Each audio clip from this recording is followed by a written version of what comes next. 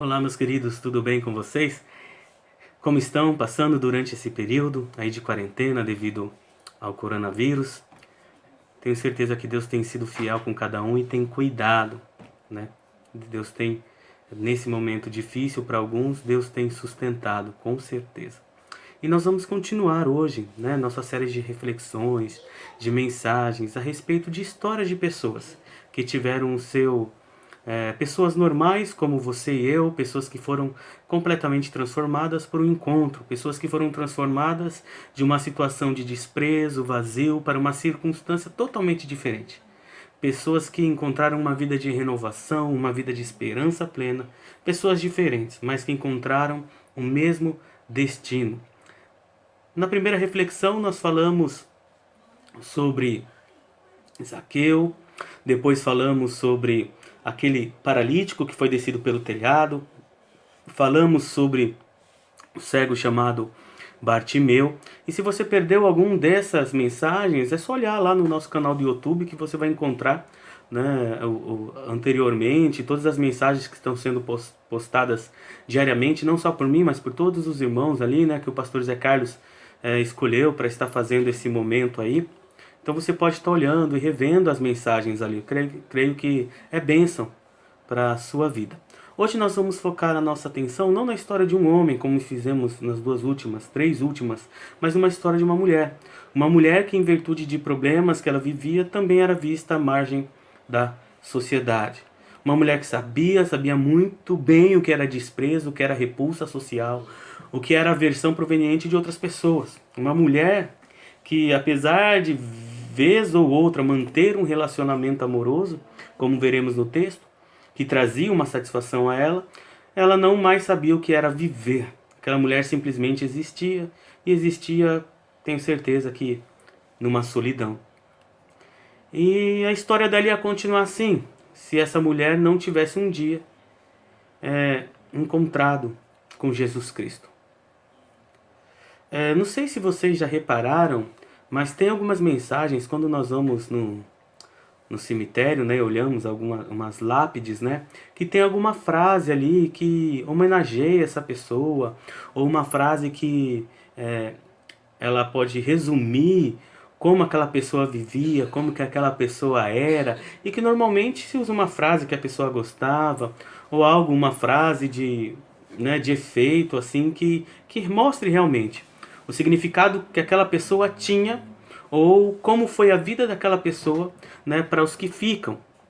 E é um costume já de muito tempo isso ter, né, em alguns cemitérios e tudo mais. E teve uma vez que eu estava olhando alguns blogs que reúnem algumas frases de lápides.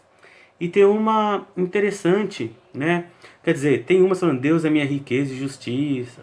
Dei exemplo a vós, o trabalho persistente vence todas as coisas, sempre fiel, marido exemplar, pai especial, né? E tantas outras coisas que nós achamos aí. Mas teve uma que eu olhei em diversos sites e ela se repete. É de uma moça que faleceu com 18 anos, chamada Grace Smith. E essa lápide está lá no cemitério de Rock Hill, na cidade de San Antonio, no Texas, nos Estados Unidos. Não tinha data de nascimento nem de falecimento, mas tinha assim a frase: dorme, mas não descansa. Amou, mas não foi amada. Tentou agradar, mas nunca foi retribuída. Morreu como viveu, sozinha. Que descrição triste, né? Só de ler eu fico com vontade de chorar e fico pensando como foi a vida dessa moça. Né? 18 anos. Por que será que a vida de algumas pessoas é tão marcante? Por que ao mesmo tempo, a vida de outras pessoas parece não ter significado nenhum? Muitas pessoas aí, como ela, existem e morrem na solidão. Às vezes o idoso é deixado lá no asilo, o mendigo que vive sem teto, às vezes até um investidor que perdeu tudo, inclusive sua família e seus amigos. Quantas pessoas que existem que perdem a razão para viver, não encontram esperança em sua vida. E na mente das pessoas, a gente pensa às vezes, eu acho que não na mente das pessoas, mas nós, diante de tudo isso que nós estamos falando aqui, nós pensamos por quê? Porque, ao menos que algo aconteça em sua vida, ou na minha vida, a mesma inscrição daquela jovem estará também na nossa. se não entendermos a razão e o significado de estarmos aqui neste mundo.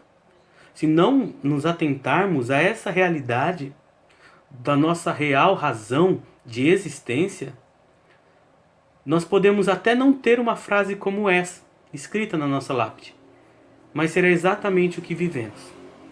Apenas iremos sobreviver e não viver aquilo para o que nós somos criados. E essa história que eu quero compartilhar com vocês é uma história muito bonita, uma história muito importante, que nos traz muitas lições, e nós vamos falar alguma dessas lições que nós podemos aprender com esse encontro que essa mulher teve. Mas eu creio que essa situação que essa mulher passa faz com que ela tenha assim um símbolo ali, não uma lápide de morte, mas algo que vai mostrar, que vai marcar, representar o seu novo nascimento. E nós vemos essa história lá em João, capítulo 4, a partir do verso 3, é um texto longo, tá? E diz assim: quando o Senhor ficou sabendo disso, saiu da Judéia e voltou uma vez mais a Galiléia. Era-lhe necessário passar por Samaria. Assim chegou a uma cidade de Samaria, chamada Sicar, perto das terras que Jacó dera a seu filho José. Havia ali o poço de Jacó. Jesus, cansado da viagem, sentou-se à beira do poço. Isso se deu por volta do meio-dia. E como o texto é longo, com permissão de vocês, eu vou continuar contando o restante da história. Meio-dia em Sicar. E nessa região de Samaria, meus queridos, com certeza chegava facilmente nesse horário 40, 42, 44 graus. E esse era o momento que as pessoas buscavam ali refúgio, dentro das suas casas, um abrigo no seu lar, ficar à sombra de uma árvore, e as ruas ficavam praticamente vazias. Era um momento de muito calor do dia, e junto ali do poço, nesse horário, não ficava ninguém. E essa tarefa, que não era uma tarefa fácil de ir ali buscar água para satisfazer as necessidades da família, normalmente eram realizadas, segundo a cultura, 2 vezes ao dia. Logo pela manhã, um pouco antes do sol nascer, ou enquanto ele estivesse bastante fraco ainda, ou no final da tarde, para que o sol não castigasse tanto. E qualquer um que se arriscasse a estar por ali, fazendo isso, carregando ali, né, aquele cântaro cheio d'água, iria sofrer bastante. E esse horário da manhã ou da tarde, se via muitas mulheres ali cumprindo a sua obrigação, porque era um dever doméstico. Quem fazia isso eram as mulheres que iam ali buscar água no poço. Elas iam conversando uma com a outra até essa fonte de Jacó para poder pegar a sua água, para poder fazer a sua comida, para poder fazer aquilo que elas precisassem fazer. Só que nesse horário ninguém se arriscava a estar lá, com exceção de uma mulher. Uma mulher que nós podemos entender que era forçada diariamente a ir buscar água neste horário, para evitar o contato com outras pessoas, porque não era benquista pela população ali, pela sociedade. E naquele dia, com exceção de um estrangeiro que estava ali, um homem que, como nós vemos no texto, estava ali de uma maneira intencional naquele dia, meio que perdido ali naquele lugar. Então, naquele horário, meio-dia, um horário onde talvez não tivesse ninguém ali pegando água, estava ali aquela mulher indo ao poço e havia um homem ali. Nós sabemos que é Jesus. Eu tenho certeza que eu fico imaginando, né, a cena, e cada vez que eu leio, eu já comentei isso com vocês, quando eu vejo um texto bíblico, eu gosto de imaginar e me olhar lá dentro daquele contexto, imaginando toda a cena acontecendo. Né? Ela indo em direção àquele poço, mal conseguindo olhar por causa da luz forte nos olhos, sempre olhando para baixo, porque além do sol, ela olhando para baixo não ia precisar encarar as pessoas, né, que de alguma forma estivessem por ali passando. E olhando para baixo, ela não precisava perceber os comentários, ouvir que eram feitos sobre ela. Palavra que com certeza ela já ouviu muitas vezes, palavras que feriam, como se estivesse sendo apedrejada ali pelas pessoas, mas com palavras. Vocês entendem? É mais ou menos assim, olha, quem tá vindo ali, você tá sabendo? Ela já tá com outro. Eu sabia que isso iria acontecer. Dizem por aí que ela dorme com qualquer um. Silêncio, silêncio, ela tá chegando, tá chegando. Sabe? Uma pessoa que ela andava de cabeça baixa, evitava os lugares com muitas pessoas, por causa de tudo isso que ela ia carregar. E essa mulher tinha sobre seus ombros, creio que muita dor. Não só o peso do cântaro que ela carregava ali, mas ao mesmo tempo a dor no seu coração, pela culpa, a rejeição que ela já havia vivido. Ela, com certeza, essa mulher samaritana, ela conhecia muito bem o veneno do racismo. Ela era uma mulher, sabia e conhecia muito bem o seu lugar, lugar de mulher em uma sociedade, uma cultura local, apesar de que ela não se conformava com aquilo. É o que nós podemos entender ou que fica assim claro pra gente nas entrelinhas. Só que além de tudo isso, né, ela era rejeitada pela vida que ela levava. Já havia casado 5 vezes, 5 homens, 5 casamentos diferentes, 5 camas, 5 dramas, 5 rejeições. E ela sabia muito bem o que era tentar novamente. Ela sabia o que era tentar amar, mas não ser amada. Ela sabia muito bem o que era tentar agradar, mas não ser retribuída. Ela sabia muito bem o que era viver em solidão, apesar dessas relações. Se existe alguém, meus irmãos, ali no Novo Testamento que estava caminhando por uma triste lápide como daquela moça, seu túmulo era essa mulher.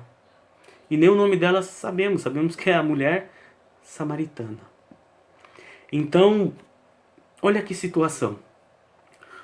Uma mulher que era samaritana e já havia ali aquele preconceito, né? Porque Jesus, ele chega ali, ele atravessa a fronteira com Samaria, quebrando um tabu de seus dias, porque ele estava num terreno hostil, pois ele era judeu, e judeu não era bem quisto pelos samaritanos, e na mente do judeu ele estava em um lugar onde habitavam hereges, pessoas que não viviam de acordo com o que Deus queria, e para fazer com que seus discípulos aprendessem a viver sem preconceito com outras pessoas, com essas pessoas diferentes deles, ele ainda manda que os discípulos fossem até a cidade, e ele fica ali ao lado do poço.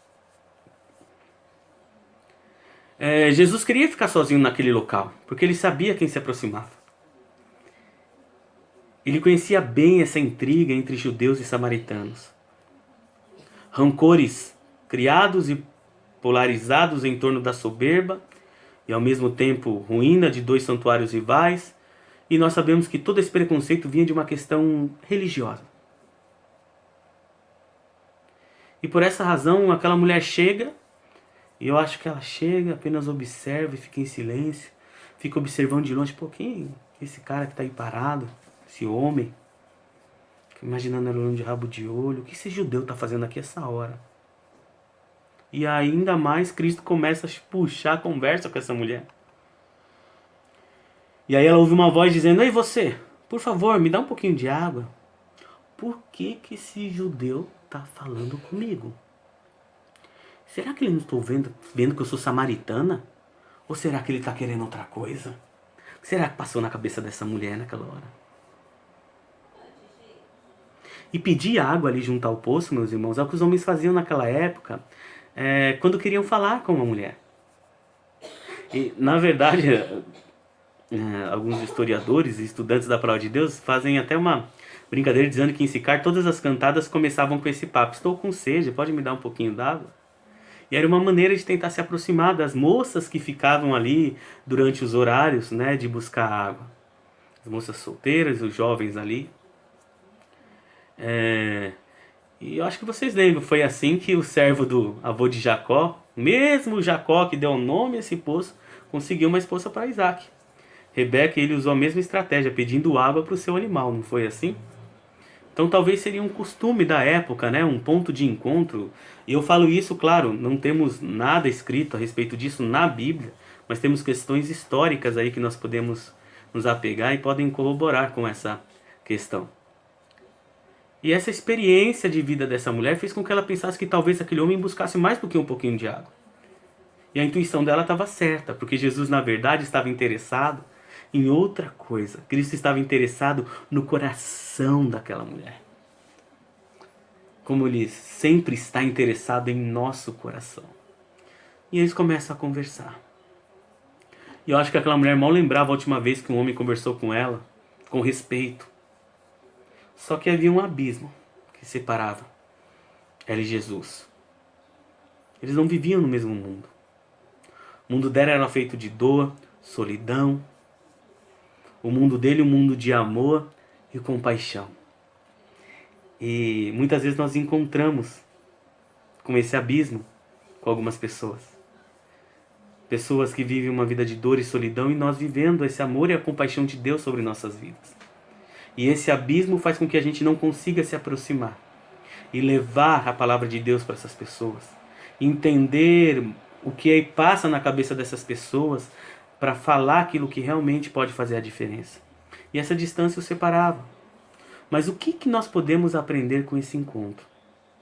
E nós vemos algumas verdades, como eu já disse, que eu gostaria que vocês pudessem refletir, que nós pudéssemos refletir sobre esse encontro de Jesus com essa mulher. São verdades fundamentais na nossa vida. E a primeira dela é que não há como esconder a nossa vida de Deus. Você já tentou esconder alguma coisa de Deus?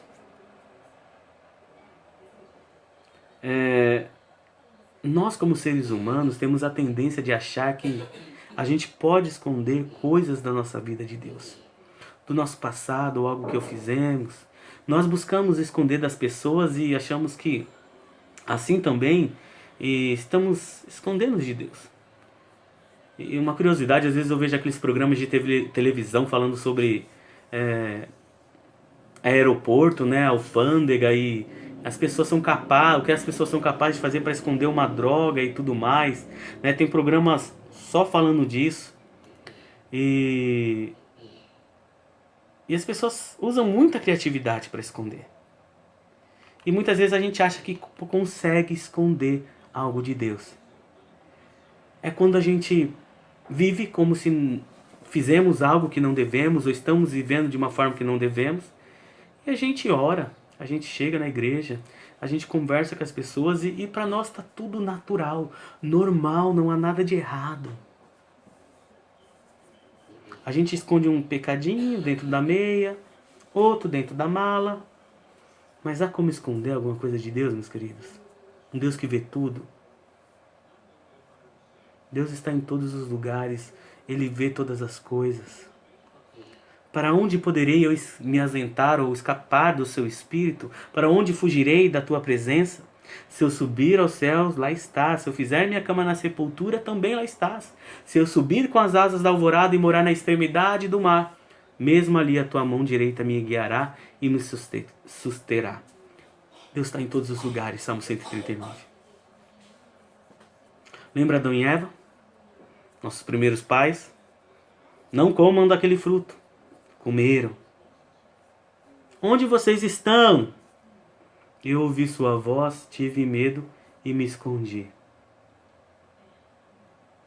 Como eu disse em uma das reflexões, o primeiro sentimento do ser humano após o pecado foi o medo. E a primeira ação foi esconder. Primeiro sentimento após o pecado foi o medo, sentimento de culpa, medo, e a primeira ação foi esconder, tentar acobertar. O primeiro pecado trouxe vergonha, a vergonha trouxe sentimento de segredos. E esses sentimentos de segredo fez com que eles precisavam se esconder, e é assim que as pessoas vêm vivendo diante de Deus muitas vezes até hoje, se escondendo de Deus. Porque quando olham para os seus erros, para as suas falhas, e eu estou falando de pessoas aqui que conhecem a Deus, viu? Pessoas que muitas vezes já tiveram até um encontro com Cristo. E nós tentamos fazer isso. Mas como que é? Não estou dizendo que nós paramos e falamos, vou esconder esse pecado de Deus. Nós tentamos ignorar o nosso pecado, o nosso erro. Nós não nos arrependemos verdadeiramente, continuamos fazendo. E quando nós usamos o alto esforço para tentar lutar contra o pecado, eu vou conseguir, eu estou me escondendo. Porque eu tenho que colocar diante de Deus aquilo que eu estou vivendo, aquilo que eu vivi, e lutar, e deixar que Ele lute junto comigo para superar esta situação. Sozinho nós não conseguimos. Ignorar como se aquilo não fosse errado, procurar desculpas, procurar culpados, procurar desculpas para aquilo que acontece, o que fizemos, não vai trazer resultado. Isso é querer esconder de Deus. Pois todos pecaram e estão destituídos da glória de Deus. Não tem como, precisamos entender isso. Escondemos a nossa vida do pecado de Deus, nos sentimos com vergonha, nós nos escondemos. E é assim que aquela mulher estava. Me dá um pouquinho de água, Jesus disse. Como o Senhor, sendo judeu, pede a mim, uma samaritana, água para beber? Mas Jesus começa a falar de uma água, meus queridos, uma água que não saciaria apenas a sede do corpo dessa mulher, mas principalmente a sede da alma. Se você conhecesse o dom de Deus, e quem lhe está pedindo água, você lhe teria pedido e ele lhe teria dado água viva. Mas ele não tem como pegar água. Cadê o balde? Cadê a corda? Até onde esse homem quer chegar?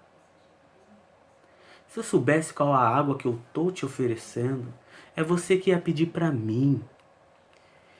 Eu estou falando para você de uma água inesgotável, uma água que ultrapassa todas as reservas, que não canaliza ali nenhum sistema feito pelo homem. Estou falando para você de uma água que traz vida, um manancial de esperança, uma água que purifica o corpo, uma água que purifica o espírito, que limpa por dentro, que limpa por fora.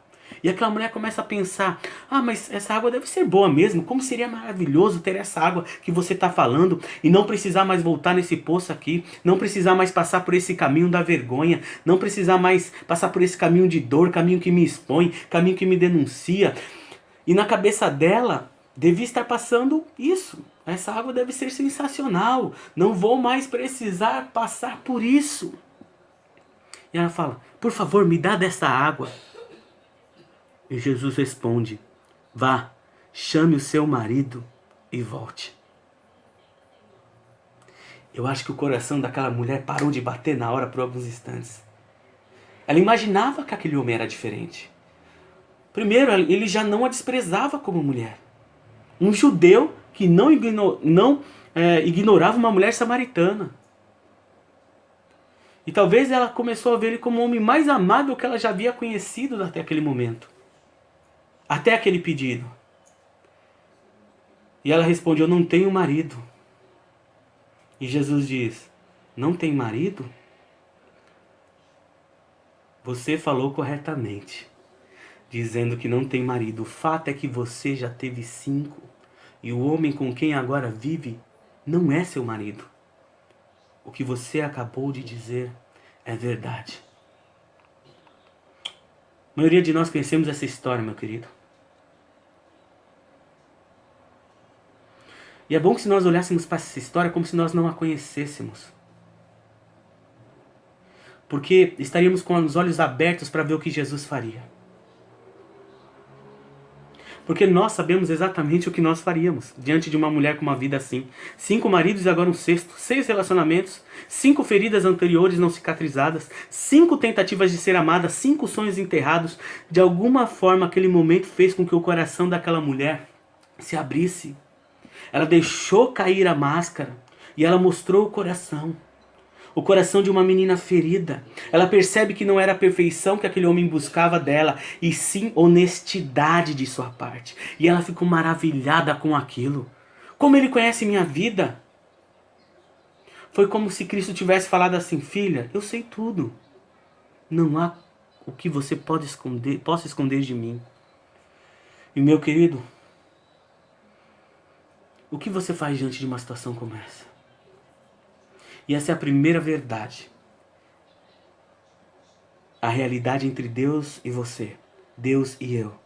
Não há nada do nosso passado. Não há nada na nossa vida presente que podemos esconder de Deus. Por isso, diante de Deus precisamos ser honestos. Reconhecer nossa situação. Reconhecer a nossa realidade. Isso nos leva a outra verdade. Mas isso nós faremos na próxima reflexão, que nosso tempo já está avançado. Meus queridos, Deus vê todas as coisas. Deus espera a sinceridade do seu coração. Ele quer que você se abra, porque Ele sabe tudo. Mas Ele quer que você se abra, que você não ignore os pecados, que você não viva como que não tivesse Deus ali olhando o tempo todo. O pai está aí, a mãe está aí? Não, ufa, Deus está vendo. Minha esposa não chegou ainda, ufa, Deus está vendo. E precisamos chegar diante dele com o coração aberto, sinceros, dispostos, honestos, reconhecendo nossa situação. Vamos orar? Querido Deus, obrigado, Senhor, por esta palavra. Que aprendemos, ó Pai, sobre a situação dessa mulher e esse primeiro passo, ó Pai, que é o passo de reconhecer o nosso pecado, reconhecer a nossa situação. Nos ajude, ó Pai, a reconhecer e ser honestos diante de Deus, sempre com sinceridade, não ignorando o pecado, não vivendo como se o pecado não existisse em nossas vidas, como se estivessem escondendo, guardando o segredo de alguém, mas que possamos chegar diante de Deus sempre sinceros, com o coração aberto, para assim ser transformados. Fica conosco, ó Pai, em nome de Jesus. Amém. Deus abençoe a todos, meus queridos. Fiquem em paz e até sábado.